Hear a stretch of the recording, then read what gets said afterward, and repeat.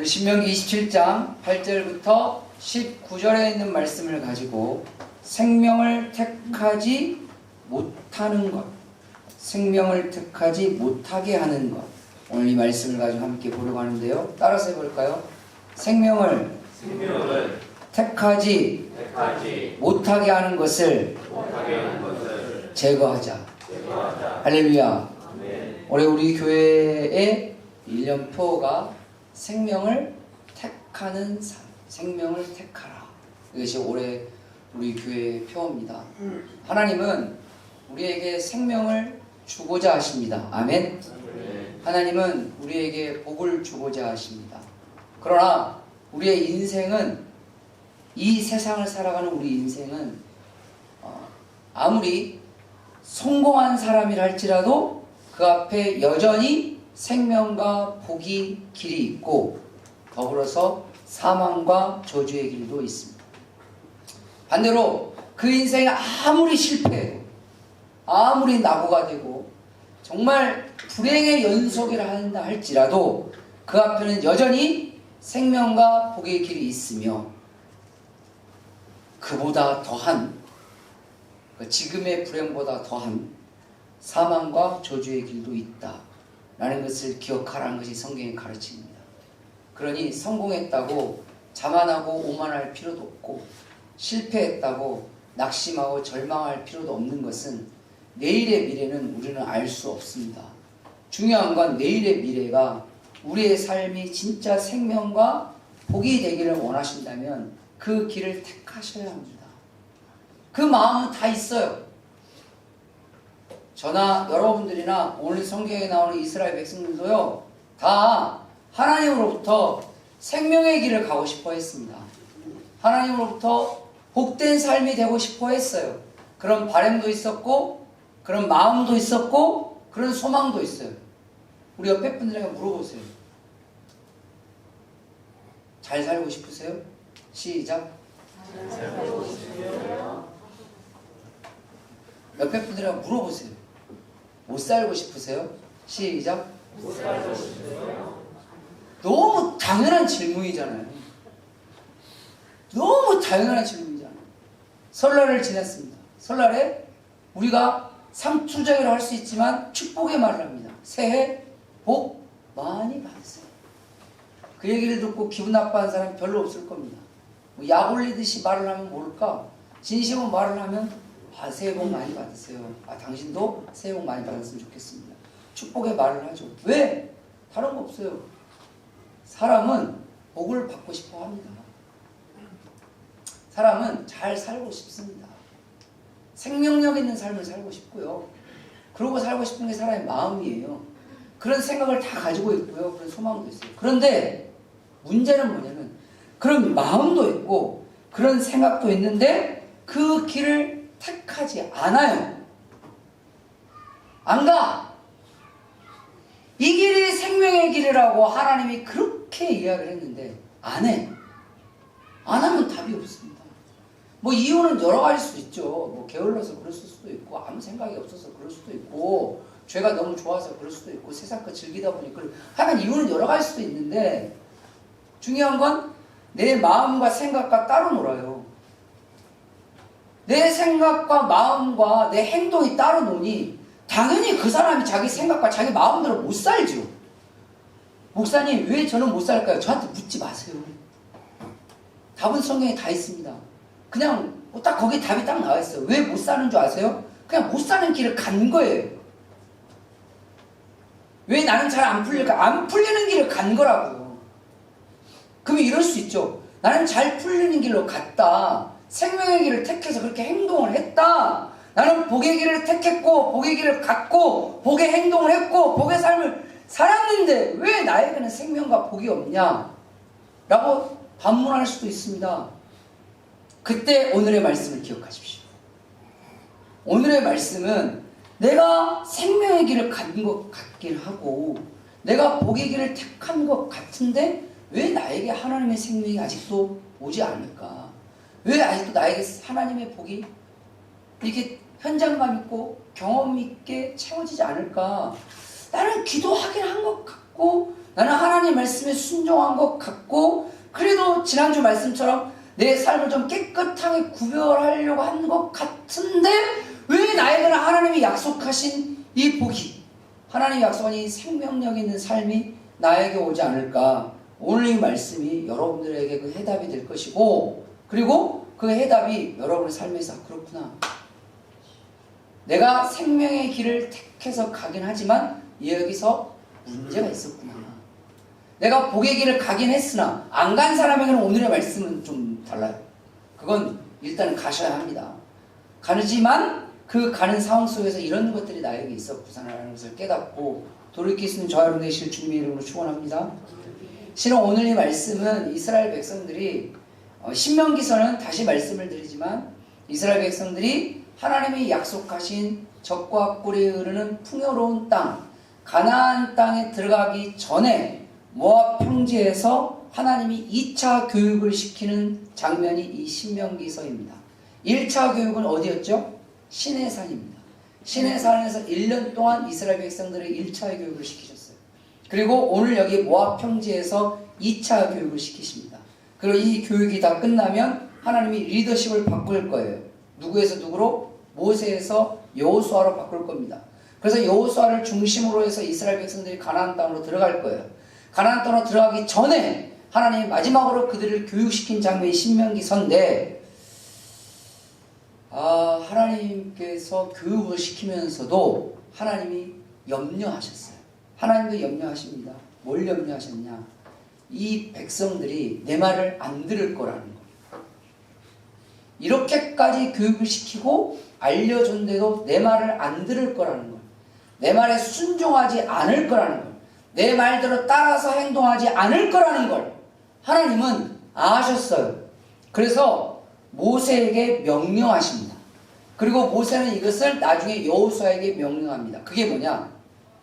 가나안 땅을 딱 들어가면요, 처음에 실로라는 곳이 있습니다. 그 실로에서 첫 번째 만나는 성이 여리고성입니다.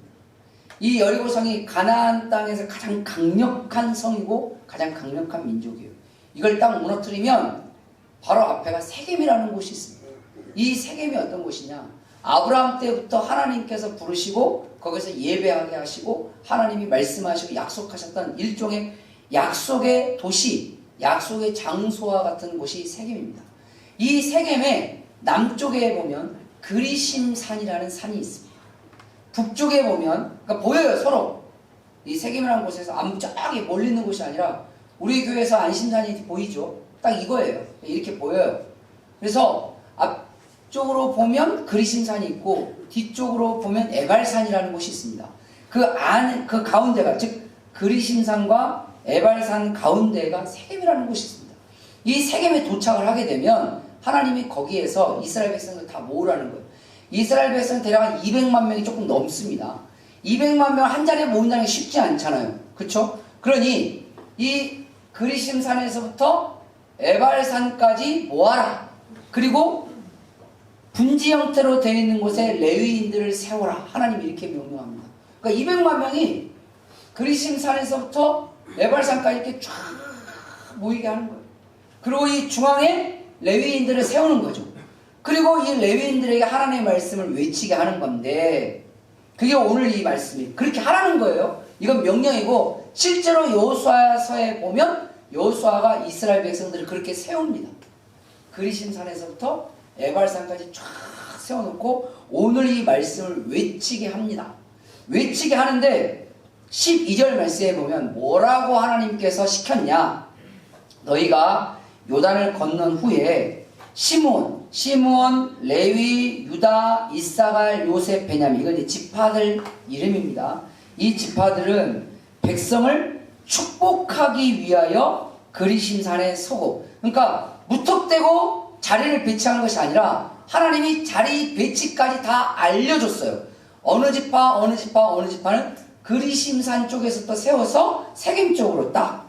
그 다음에 13절 루벤과 갓과 아셀과 스불론과 단과 납달리는 저주하기 위하여 에발산에 서고, 루벤부터 시작되는 이 지파들은 세겜에서부터 에발산까지 이렇게 쭉 해서 배치를 시켜가지고 이 사람들을 세우라는 거예요. 그렇게 되면 그리스도에서 출발 에발산까지 해서 이스라엘 백성들이 병풍처럼 쫙 설 거 아니에요.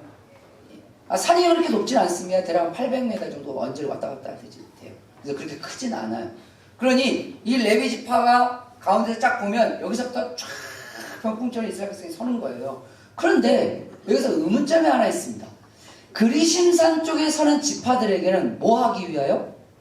백성들을 축복하기 위하여 거기에 서게 하라. 여기까지 좋죠. 뭐 축복의 말을 듣는 거 싫어하는 사람이 누가 있어요? 다 좋아하죠. 저도 누가 저를 축복해주면 저 좋아합니다. 아니 싫어해요. 축복해주는 거 사양하지 마세요.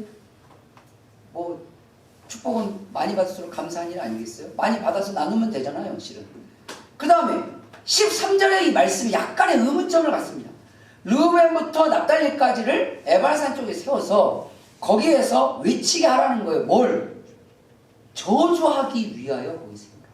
그러니까 그리심산에 서 있는 이스라엘 지파들은 이스라엘 민족을 축복하는 거예요. 하나님의 축복이 임할지어다. 하나님의 은혜가 임할지어다. 하나님이 이 땅에 기름지게 할지어다. 하나님이 백성들의 모든 자녀들을 온전케 할지어다. 백성들이 낳은 그 짐승들의 새끼들이 죽지 않고 할지어다. 뭐 해년마다 하나님의 풍요로운 은혜와 결실을 얻게 될 것이다. 그리고 여기서 막 외치게 하는 거예요. 그러니 백성들은 이따가 나오겠지만 백성들은 거기서 아멘만 하면 됩니다. 여기서 외치면 아멘, 아멘, 아멘 하는 거예요. 그 아멘의 뜻이 뭐냐면 네, 믿습니다. 그렇게 될 줄 믿습니다. 그 말이에요. 그러니까 아멘, 아멘 그걸 외치는 거예요. 좋죠. 여기까지는 좋아요. 그런데 이제 에발산 쪽에 서 있는 이 백성들이 이제 저주를 선포합니다. 너희들에게 이런 저주가 임할지어다. 이게 좀 그렇지 않나요? 너희들에게 뭐 하나님의 버림을 받을지어다. 하나님의 저주가 임할지어다. 너희의 짐승들이 새끼를 낳아도 다 죽을지어다. 너희가 씨를 심어도 결실하지 못할지어다. 이방 민족들이 너희들을 해할지어다. 막 그런데 이것도 성경에 보니까 아멘 하라는 거예요. 네, 그렇게 될 줄 믿습니다. 왜? 하나님이 그렇게 시킨 거예요. 근데 이것을 그냥 말로만 시킨 것이 아니라 우리는 오늘 8절부터 봤잖아요. 8절에 보면 성경에 이렇게 너는 이 율법의 모든 말씀을 그 돌들 위에 분명하고 정확하게 기록해라. 그런데 그리심산에 대한 내용이 없어요.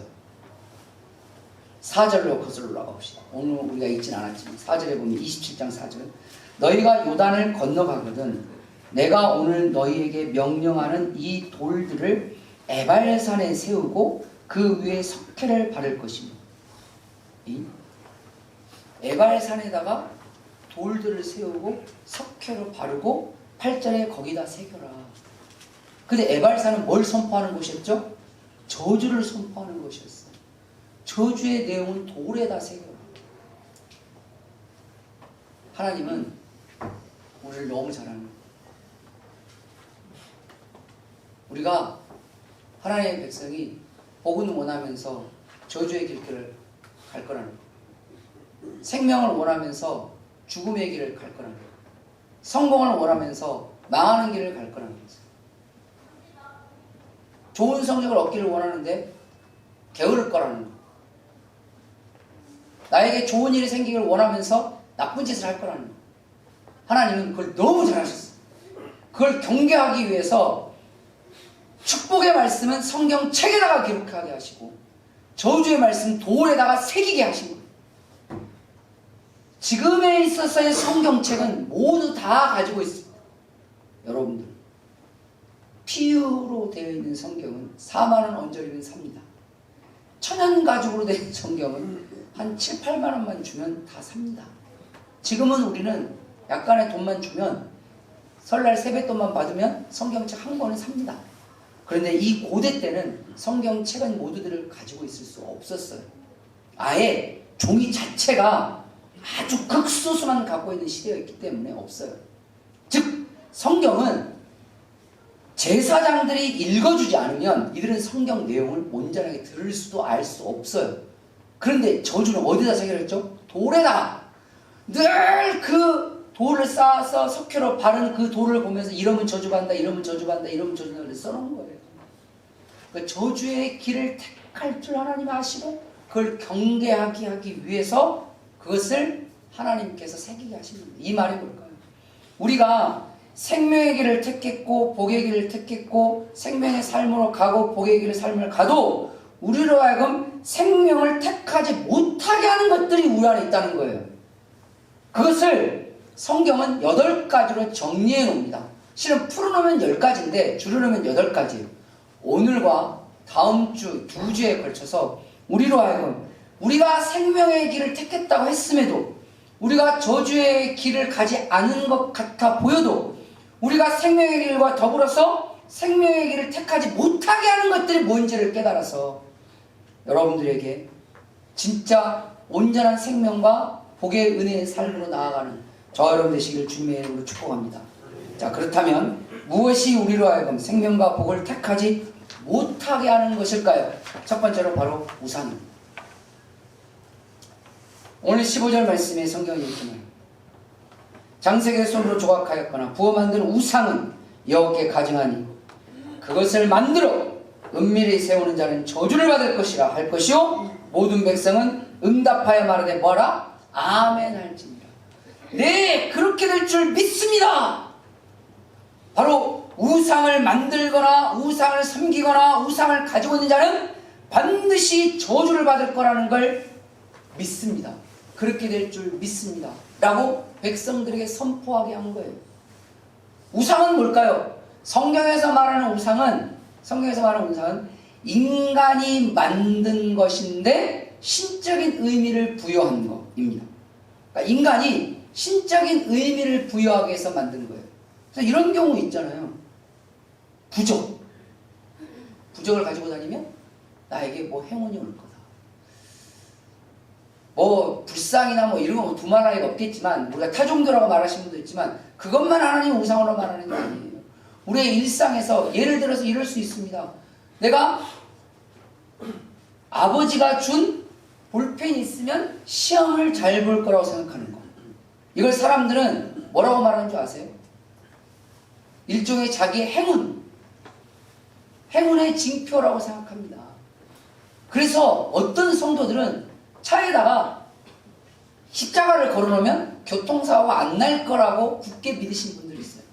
그러면 그 십자가는 예수님이 우리의 십자가에서 죽으신 것을 상징하는 상징물인데 그 순간 그 상징물이 뭐가 되죠? 우상이 됩니다. 신적인 의미가 부여하는. 제 친구 중에는 시험 볼 때 제가 예전에 한번 다시 한 3, 4년 전에 물어본 적이 있었어요. 지금도 그걸 가지고 있어? 라고 궁금해서. 그럼! 라고 말했어요. 그게 뭐냐면 이 친구는 시험 볼 때 빨간 양말을 신으면 시험 잘 본다는 일종의 징크스가 있어요. 얘가 언제부터 그랬냐? 중학교 때 저와 같이 야구를 했어요. 근데 중3 때 같이 야구를 그만뒀어요. 제가 그만둘 때 그 친구도 그만뒀어요. 같이. 근데 이 친구가 이상하게 빨간 양말을 신고 경기에 나가면 잘 풀린대요. 그래서 그런지 스포츠 선수들이 징크스가 많아요. 그래서 어떤 스포츠 선수들은 제가 여러분 이름만 내면 알만한 뭐 축구 선수들, 유명한 축구 선수들 중에도 자기가 그 옷을 입어야 아니면 그 장갑을 끼어야 아니면 그 유니폼을 입어야 그날 경기를 잘 한다라는 징크스를 갖고 있는 사람들이 있어요. 근데 그 친구가 그때 당시 때 딱 그랬는데 나중에 우리 때는 고등학교 입시였잖아요. 고등학교에 시험을 보는데 그 빨간 양말을 신고 시험을 보러 간 거예요. 우리는 맨날 야구만 했으니까 공부를 안 했잖아요. 그러니 고등학교 어떻게 갑니까? 지금이야 그냥 자유화가 돼서 어디든 다 보내주지만 돌아서 여기가 안 되면 저기라도 보내주지만 그때는 안 그랬단 말이에요. 그러니까 고등학교는 가고는 싶은데 공부한 건 전혀 없어. 그러니 고등학교를 못 갈 것 같으니까 이 친구가 생각하는 게 뭐냐면 야구할 때만 항상 자기에게 행운을 줬던 빨간 양말. 우리가 고등학교 때 우스갯소리를 했어요. 나중에 메이저리그 가면 야구를 그만 안 둘 줄 알고 그 레드삭스라는 팀이 있거든요. 거기 가라고 우리가 그렇게까지 이야기를 했던 친구였는데 공교롭게도 그만뒀어요. 고등학교 시험을 봤는데 제가 같은 고등학교를 갔거든요. 저보다 공부를 더 못했어요. 안 했죠. 다 합격을 했어요. 빨간 양말을 신고 이 친구가 그때부터 빨간 양말을 신봉하기 시작합니다. 대학 시험 보러 갈 때 그 양말을 신었을까요? 안 신었을까요? 신고 갔죠. 근데 이게 희한한 게 걔 합격했어요. 저는 빨간 양말 안 신었는데도 고등학교 합격했고 빨간 양말 안 신었는데도 대학을 합격했어요. 대학원까지 박사과정까지 갔어요. 그 친구 나중에 대학원 시험 볼 때 저하고 다른 걔는 예수님 안 믿는 친구인데 나중에 대학원을 가겠다는 거예요. 그래서 아 그래 내가 아는 애는 그렇게 공부를 그렇게 열심히 하는 애는 아닌데 괜찮겠나 싶겠는데 본인이 가겠다고 하니 그래 열심히 해봐 고향 친구니까 그랬어요. 합격을 했어요. 그래서 우리 친구들은 다 아니까 너 빨간 양말 신었냐? 그러니까, 오! 그런 거야. 나중에 승진 시험을 볼 때 빨간 양말을 신었어요. 1차에서 떨어지긴 했어요, 실은. 근데 뭐 그건 이 친구가 이렇게 이야기했어요. 늘 통하면 뭐 그게 좀 그렇지 않겠냐. 다음은 될 거야. 근데 그 다음에 진짜 됐어요. 빨간 양말을 신고. 제가 물었어요, 3, 4년 전에. 지금도 그 양말이 있냐. 그 지금 몇 년 됐겠습니까? 거의 36년, 38년 된 양말입니다. 그 양말이. 물었어요. 그게 있냐 그랬더니 이렇게 이야기했어요. 우리 아들이 그거 신고 시험 봤어. 수능을. 이게 안 믿는 사람들이에요. 저는 그거 안 신고 대학 시험 봤고 우리 아들도 그거 안 신고 수능 봤어요. 그냥 주님께 기도하고 갔어요. 우상이 뭐냐? 신적인 의미를 부여하는 거예요. 우리는 때로는 물건에다가 신적인 의미를 부여합니다. 과거에 우리나라에서는 어떤 오래된 나무 아니면 신기하게 생긴 바위 그것도 없으면 하늘에 떠있는 달림 해님을 두고 비나이다 비나 거기에 신적인 의미를 부여한 것이죠. 그래서 그가 나에게 뭔가 행운을 주기를 복을 주기를 그렇게 바라는 거예요. 때로는 사람에게 신적인 의미를 부여하기도 합니다. 그 사람이 나에게 옳은 길로 인도할 것이다. 그 사람과 함께하면 나에게 행운을 찾을 것이다. 라고 그 신적인 의미를 부여하고 그걸 떠받드는 거죠.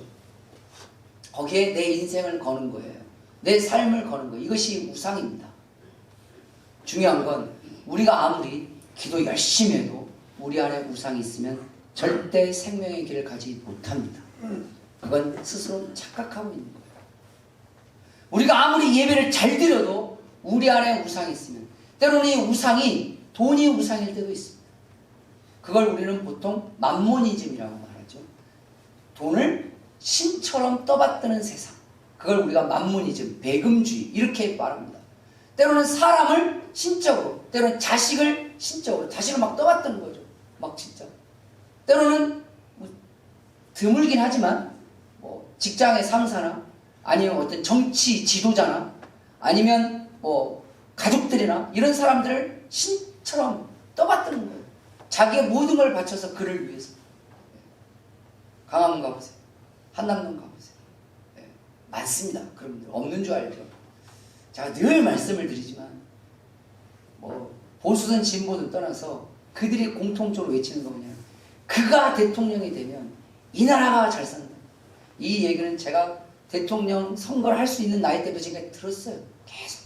근데 그냥 반들이 대통령이 돼도 항상 이 나라는 이랬어요.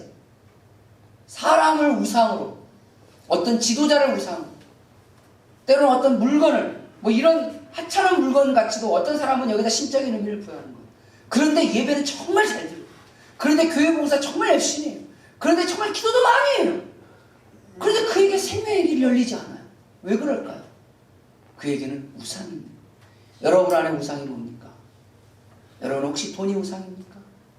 아니면 즐기는 것이 우상입니까? 아니면 사람이 우상입니까? 아니면 어떤 물건이 아닙니까? 도대체 무엇이 우리 안에 우상으로 남아있길래 우리로 하여금 하나님을 전심으로 믿고 전심으로 따르지 못하게 할까요? 그거 아는 건 특별하게 어떤 분은 이런 경우도 있습니다. 아 목사님 저에게는 우상이 없어요.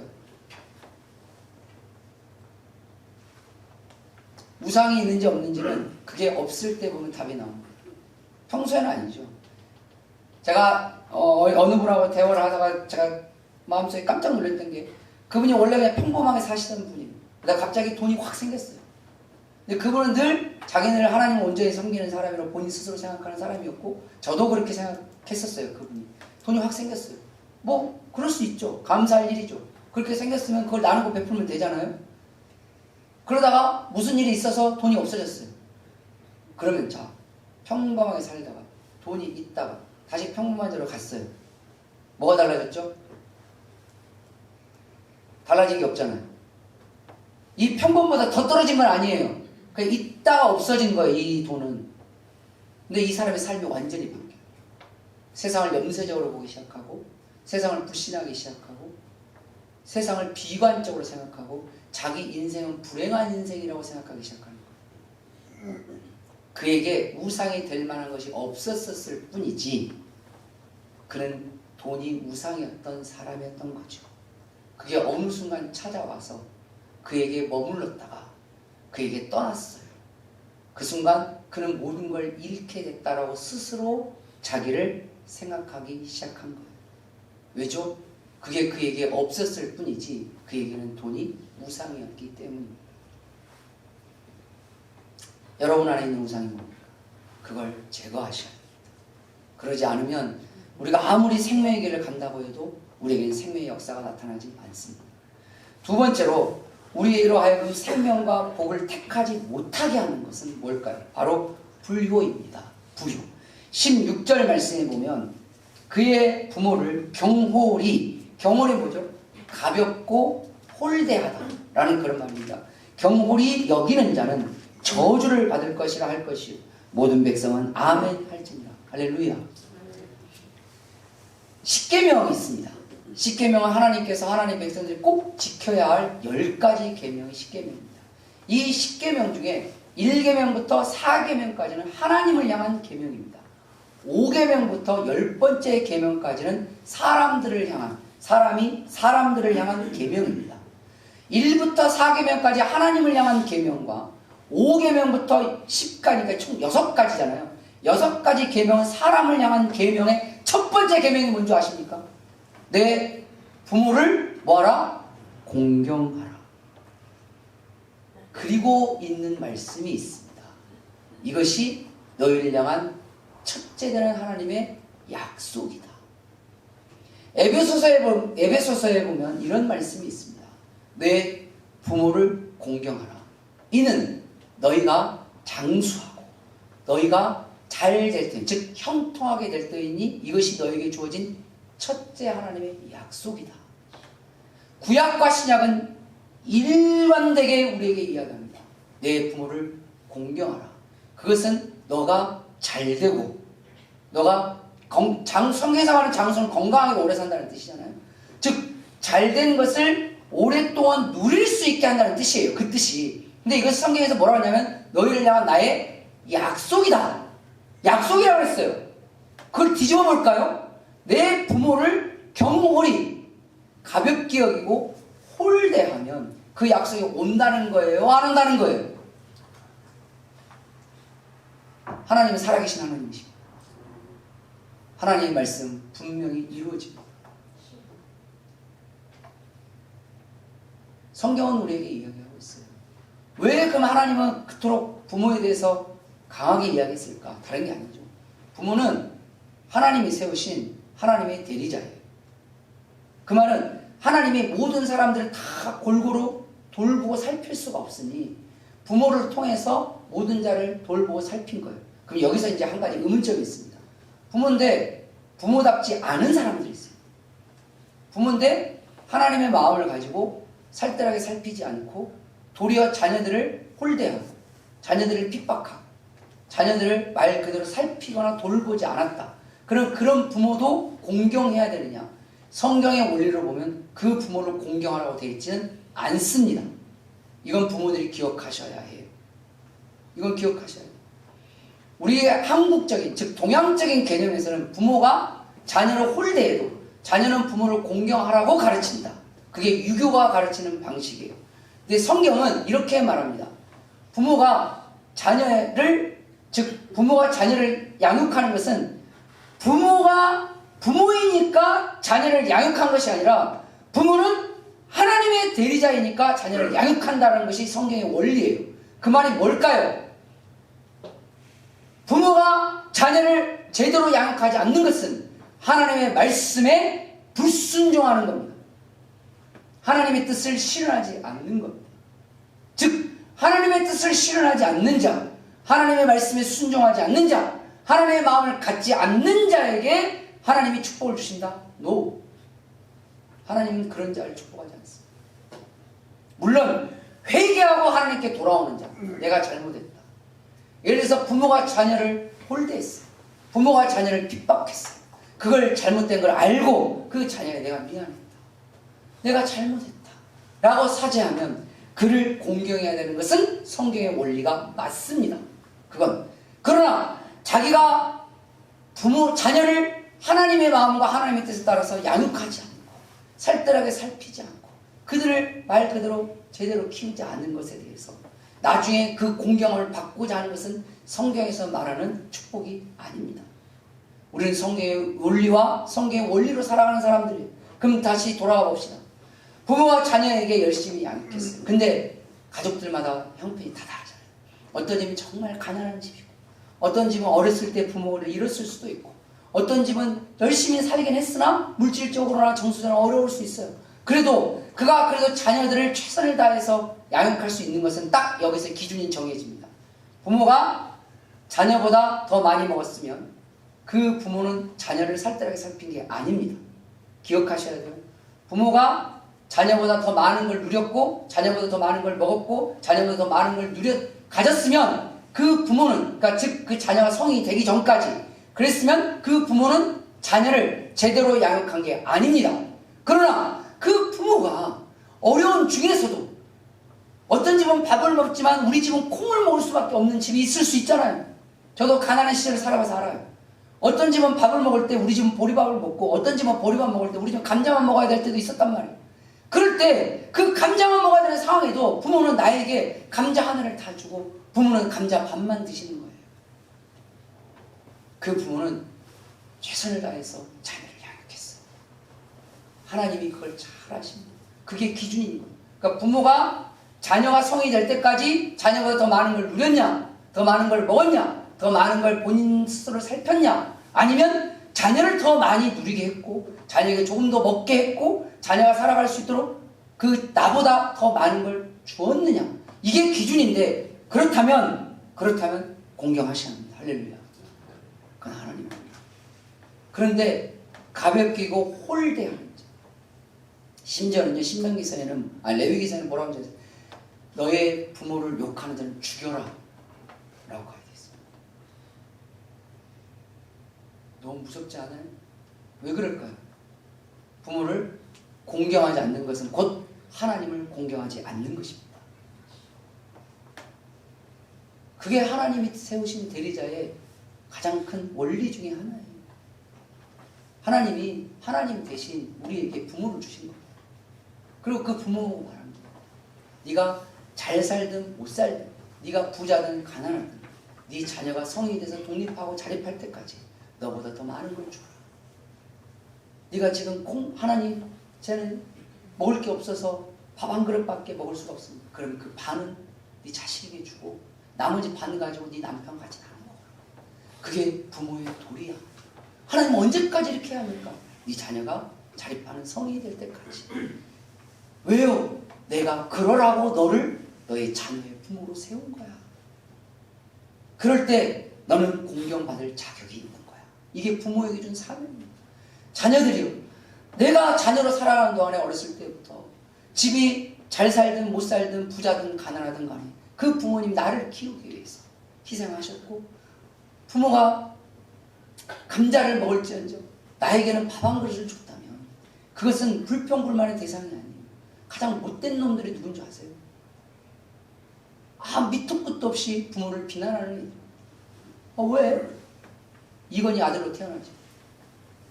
그러면 이건희 아들이었던 이재용은 행복했을 것 같으세요? 우리는 세상적인 논리로 모든 걸 접근하려고 합니다.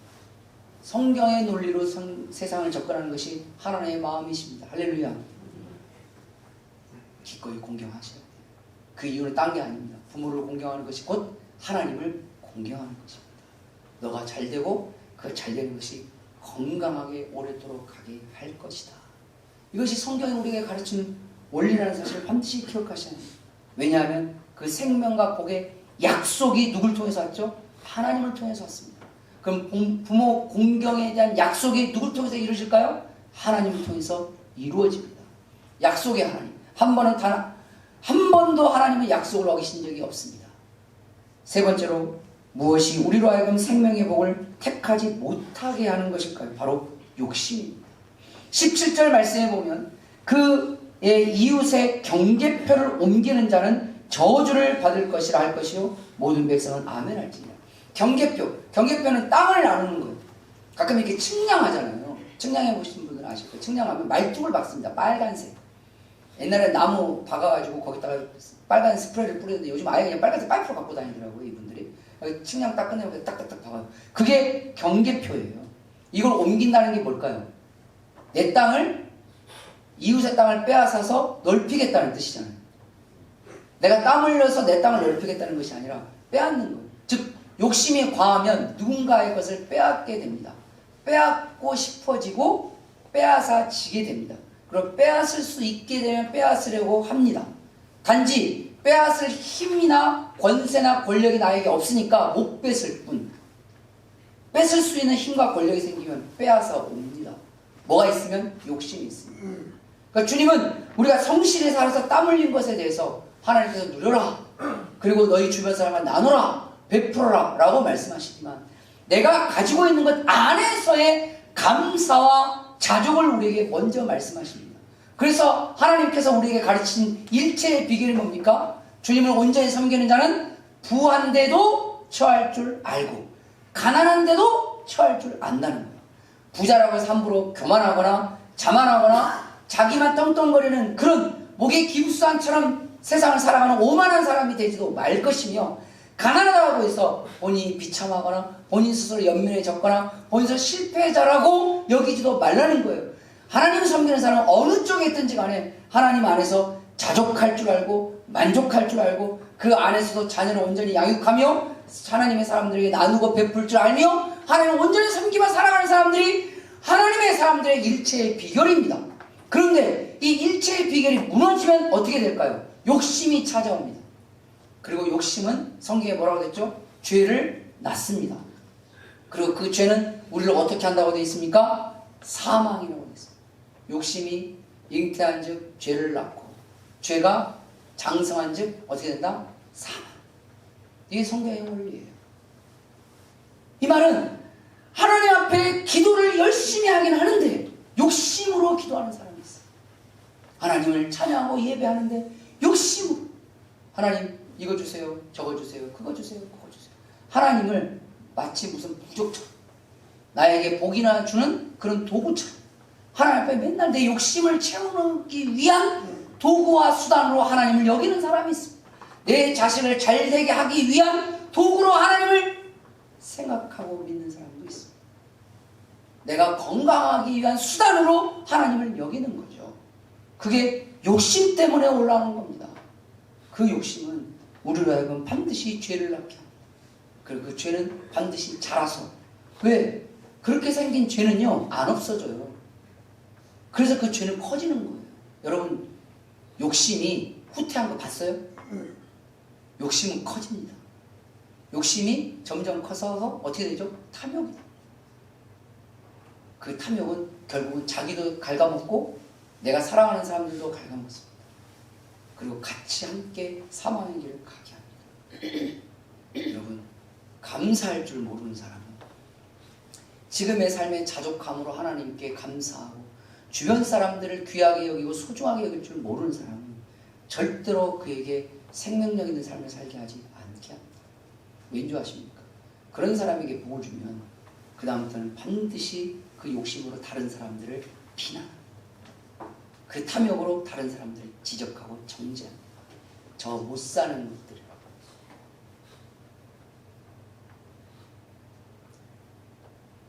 제가 부목사로 죽전 분당 수지에 있던 교회에서 사역하고 있을 때 거기는 부자들이 되게 많아요. 지금도 그렇지만 그때는 더 심했어요. 제가 진짜 마음 아팠던 것 중 한 가지가 뭔지 아십니까? 거기서 하나 넘어가면 초등학교가 하나 있어요. 교회에서 얼마 뒤에. 교회 바로 앞에가 초등학교가 있고 거기에서 조금 올라가서 언덕을 넘어가면 또 초등학교 하나 더 있어요. 근데 이 두 번째 초등학교는 왼쪽에가 주공아파트고 오른쪽에가 보라빌이라는 되게 평수가 큰 아파트예요. 근데 저 거기서 듣도 보도 못한 소리를 들었어요. 주공아파트 애들은 보라빌을 통과 못하게 합니다.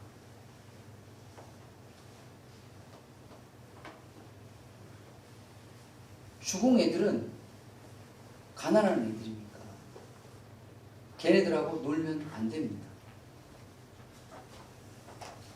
유치부에 하나가 왔어요. 이 애가 교회 와서 처음에 교회로 온 거예요.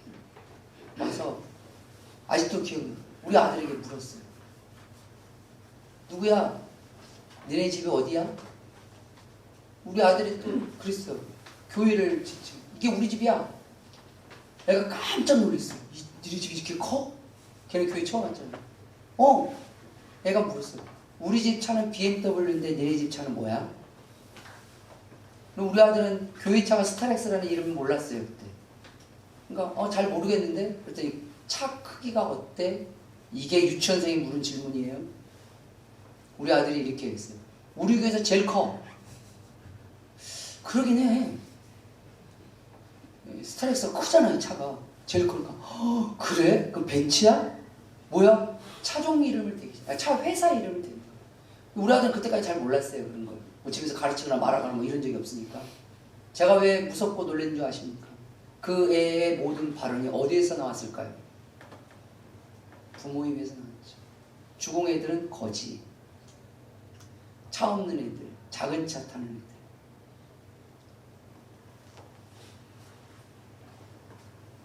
이 욕심이 자녀를 망칩니다.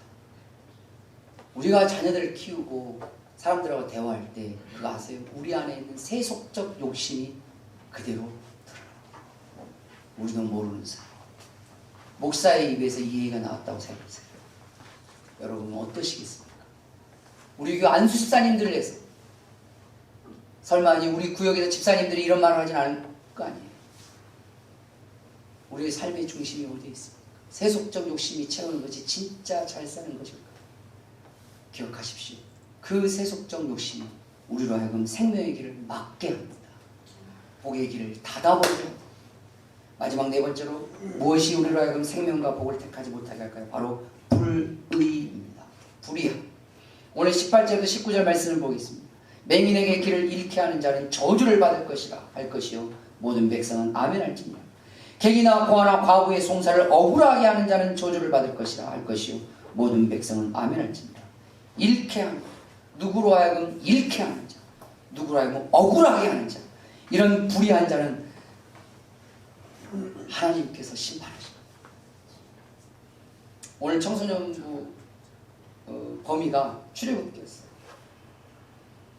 가끔 예수님 믿는 사람들 중에 이런 얘기 한 적 있어요. 하나님께서 이스라엘 백성들 구원하시는 것까지는 좋은데 굳이 애굽에 있는 사람들의 장자들, 그러니까 장남들이잖아요. 장남들을 다 그 무고한 생명을 다 죽이면서까지 하나님의 백성들을 구원할 필요가 있었을까? 그건 좀 하나님이 너무 하신 거 아니냐? 이런 질문을 받는 때가 있어요. 가끔. 근데 성경은 우리에게 말합니다. 죄는 반드시 돌아옵니다. 그걸 기억하십시오. 죄는 반드시 돌아옵니다. 그러면 그 출애굽께서 말하는 죄는 반드시 돌아온다는 원리가 어떻게 된 걸까요? 바로가, 애굽의 황제 바로가 이스라엘 백성들의 아들을 다 죽였습니다. 그리고 그 죽이는 것에 동조한 사람들이 바로 애굽의 백성들이었습니다.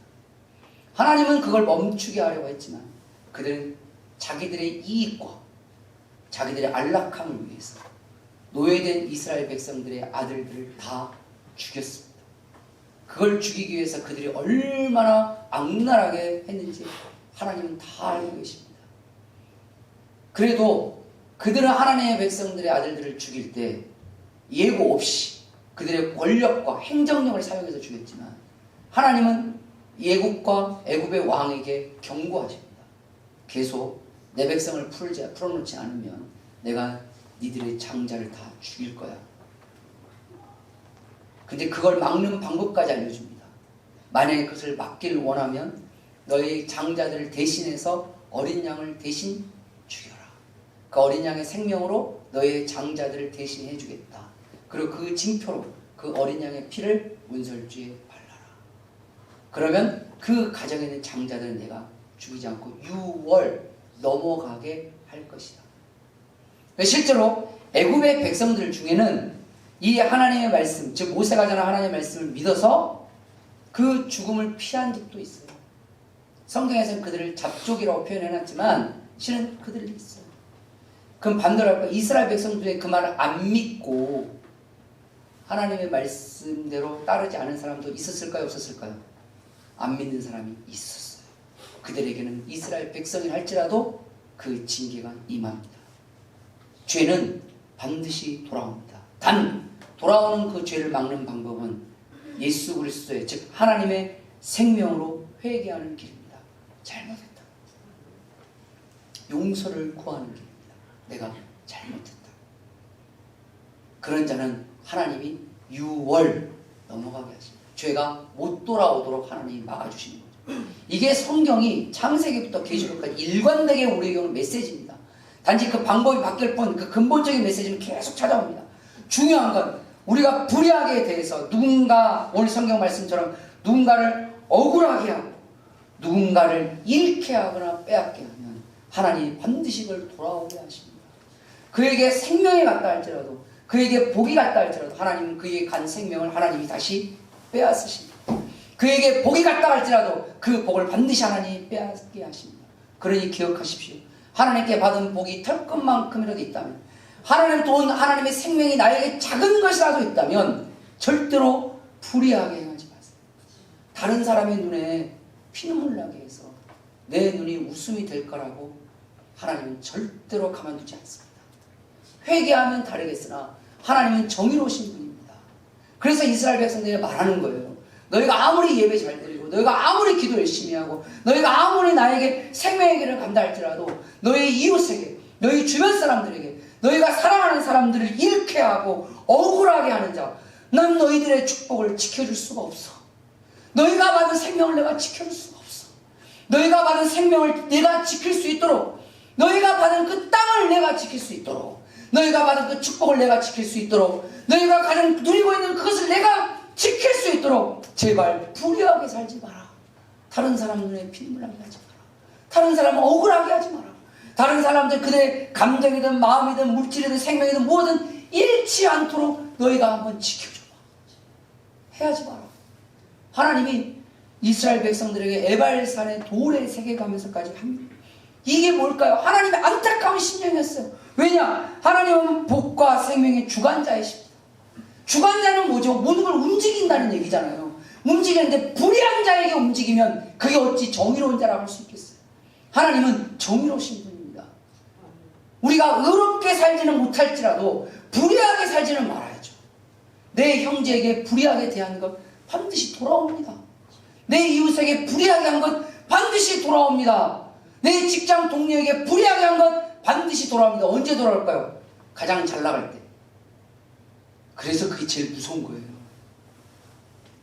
그걸 두려워해야 돼요. 내가 불의하게 행하면 내가 가장 잘 나갈 때 반드시 나에게 돌아오게 할 것이니 절대로 내가 사랑하는 사람들, 내 주변 사람들, 내 직장 사람들, 이웃들에게 불의하게 사람들을 대하지 마세요. 할 수만 있으면 의롭게 대하십시오. 하나님의 마음으로 대하십시오. 그러면 생명과 복의 주관자이신 하나님께서 그걸 움직이게 하시고 지키게 하실 겁니다. 사사기에 보면 하나님께서 이스라엘 백성들을 지키는 장면들이 나옵니다. 그 장면의 시작이 뭔지 아십니까? 바로 회개입니다. 하나님 잘못했습니다. 우리가 불의했습니다. 우리가 우리 이웃들에게 하나님에게 잘못했습니다. 이 삶을 고치겠으니 하나님 우리를 지켜주시옵소서. 그때 하나님이 움직이기 시작하십니다. 그리고 그들에게 다시 말씀하시죠. 나의 말대로 나의 명령대로 의롭게 살아라. 그때마다 하나님께서 사사들을 세우시고 선지자 세울 때 뭐하죠? 하나님의 말씀을 가르치잖아요. 왜? 무엇이 의인지, 무엇이 선한 것인지 하나님의 말씀을 통해서 배우라는 거예요. 하나님의 백성이 어찌 보면 생명과 복을 바라는 건 당연한 건지도 모릅니다. 저도 여러분들도 마찬가지예요. 그런데도 그 바라고 소원하는 그 생명과 복을 얻지 못하는 것은 우리가 택하지 않았거나 택했는데도 우리 안에 그 택하지 못하게 하는 것들이 도사리고 있기 때문에 그렇습니다. 그 중에 오늘 우리는 네 가지를 함께 봤습니다. 우리 안에 있는 우상, 우리 안에 있는 불효, 우리 안에 있는 욕심, 우리 안에 있는 불의. 이 네 가지가 우리로 하여금 하나님께서 주시는 생명과 복의 길을 가로막고 막힌 담이 되었다는 사실입니다. 다음 주에 네 가지를 함께 보겠으나 중요한 사실은 우리의 삶 속에서 하나님께 나아가는 길이 있지만 우리의 심령에서 빼내야 될 것들이 있다는 사실을 기억하셨으면 좋겠어요. 우리 지난주의 말씀처럼 이걸 잘 빼내야 우리가 깨끗하게 구별이 될 겁니다. 그럴 때 하나님은 저와 여러분의 삶을 생명과 복의 길에서 온전케 하실 것이고 지키실 것이고 역사할 줄 믿습니다. 우리는 그 믿음으로 사는 것이고 그 믿음의 역사가 성경에 있습니다. 그리고 그 성경의 역사를 통해서 우리 다시 한번 하나님은 도전하십니다. 그걸 제거하라. 그걸 경계하라. 그렇게 해서 거룩하게 변화되라. 그러면 내가 반드시 너희를 지키리라. 그 하나님을 경험하는 저와 여러분 되시기를 주님의 이름으로 축원합니다. 기도하겠습니다.